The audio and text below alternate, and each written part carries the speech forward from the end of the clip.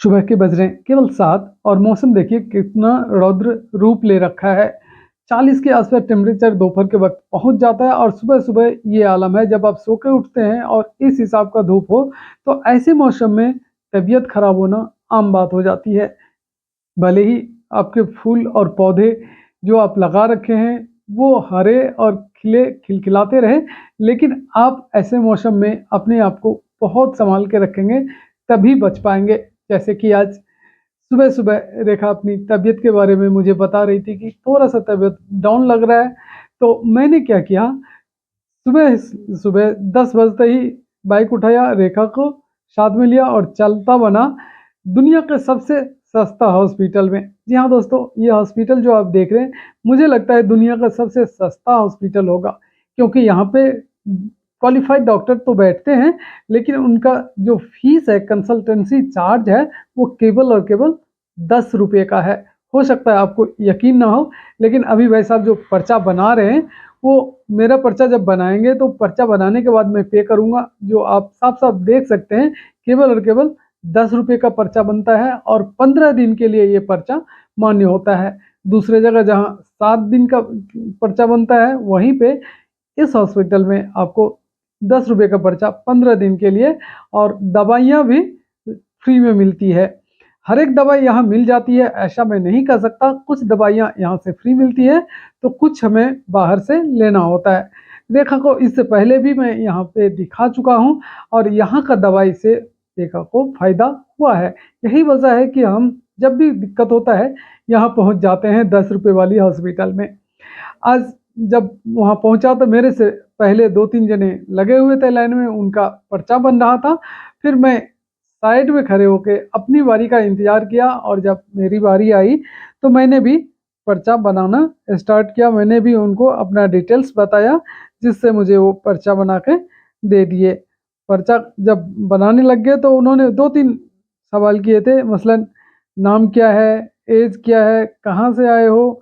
तो मैं पर्चा बना रहा था और रेखा बाहर इंतज़ार कर रही थी। ये देखिए पर्चा बना के मैं ले आया, जो केवल 10 रुपये में मुझे मिल गया।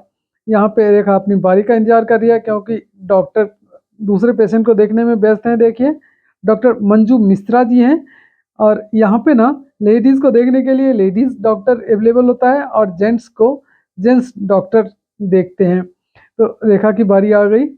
अब अपनी समस्या वो बताने के लिए अंदर गई है, मैं बाहर ही इंतज़ार कर रहा था। कुछ ही देर बाद जब वहाँ से वो वापस आती है तो डॉक्टर ने उसे कुछ दवाई पर्ची पे लिख के दिया हुआ है, तो वो पर्ची लेके मैं पहुँचता हूँ। पहले यहाँ देख लेता हूँ कि कौन-कौन सा मेडिसिन मुझे फ्री में मिलने वाला है।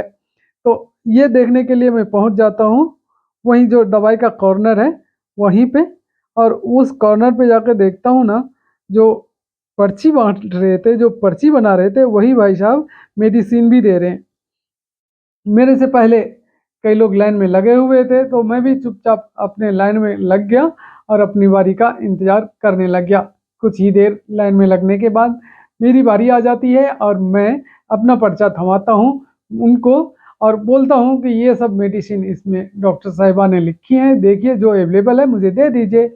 उन्होंने पर्चा लिया, नाम पूछा और फिर दिक्कत क्या है ये डॉक्टर ने तो पूछा ही पूछा, जो मेडिसिन दे रहे उन भाई साहब ने भी सवाल किया क्या दिक्कत है। फिर मैंने उनको बताया, उस हिसाब से उन्होंने मुझे दवाई का नाम देखने के बाद बता रहे हैं कि सारी दवाई तो यहाँ आपको नहीं मिलेगी, कुछ दवाइयाँ यहाँ मिल जाएगी और कुछ दवाइयाँ आपको मार्केट से लेनी पड़ेगी। मैंने बोला जो भी दवाई आपके पास अवेलेबल है वो मुझे दे दीजिए, बाकी का बता दीजिए कौन सा यहाँ नहीं मिला, वो मैं मार्केट से ले लूँगा।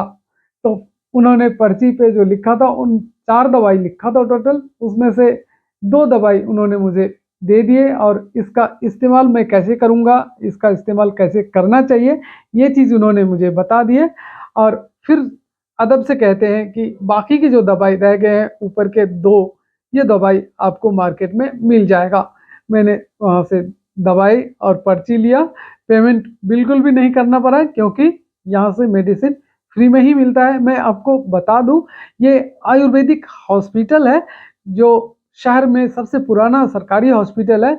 वो अब मेडिसिन भी देता है, 10 रुपये का पर्ची भी कटवाते हैं और फ्री में दवाई इलाज दोनों हो जाता है।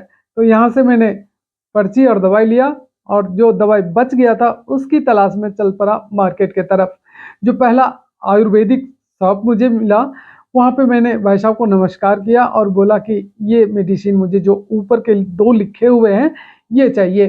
उन्होंने पर्चा देखा, दवाई का नाम पढ़े और फिर बड़े अदब से मुझे कहते हैं कि भाई साहब इन दोनों में से मेरे पास कोई भी दवाई नहीं है।